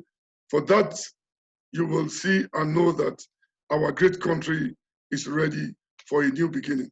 But ladies and gentlemen, COVID-19 is a reawakening statement that we must do things and get things done in a better way.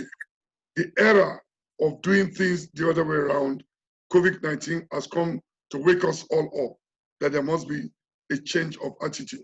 And I assure you all, after COVID-19, Nigeria will be a great country for all of us to appreciate. At this moment, I thank you all for being part of history, for being part of this conference session. And I say, wonderful time, all of you and your family, all the best. Thank you. Bye. And we end this section. Bye. I appreciate you, DJ. Thank Bye. you. We see you next week. Your Excellency, Ambassador to Cuba, James Obiaho, Ndubusi, Influx, we are. I mean, I can go on and on. Well, Osamo, Sylvester, I mean, thank you very much. Linda, Beatrice, Mr. Miles, oh, some excellencies just came on board. Well, Excellency, we thank you. Bye-bye. Bye. Bye. Okay. Bye. Bye. Bye. Bye.